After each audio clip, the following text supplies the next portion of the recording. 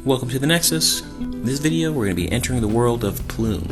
Plume is written and illustrated by Kaylin Smith, published in 2011. Plume is a Western adventure about Vesper Grey and her supernatural and reluctant guardian, Cork.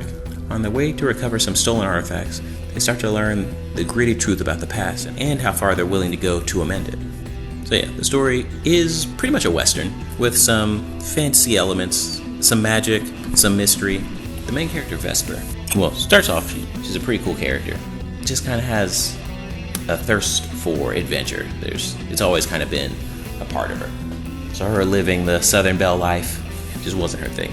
All changes when her dad brings back a magical artifact, and usual thing that happens when your dad brings home a magical artifact is that it starts a chain of events thrusting you into adventure. So the story starts off as very much just a treasure hunting story.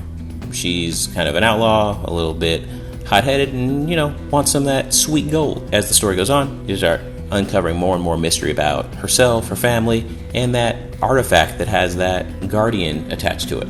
Speaking of that, the second character is Cork, and he is a guardian spirit bound to the artifact and is thus sworn to protect the protagonist, and has a couple key abilities.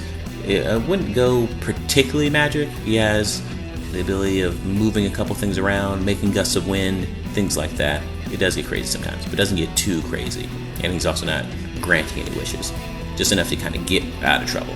Throughout the story, she meets some other wild, crazy characters, and they join her for the adventure. It's important to understand that Kaylin Smith, this isn't her first rodeo. She's done comics in the past, and she really understands how to spin a good yarn. She understands pacing, plot points, character, motivations, and because of that, the feeling and the tone feels much more like a film than a comic. And I think that's a positive. There's an introduction to the world, there's a call to adventure, a midpoint. It's created with a purpose. So what feels different about this story is that it's character driven. The premise starts off very easy to get into. You might come in for the shootouts and the horse-drawn wagon gunfights, but the art and the characters will keep you there. The tone stays light and family appropriate and fun.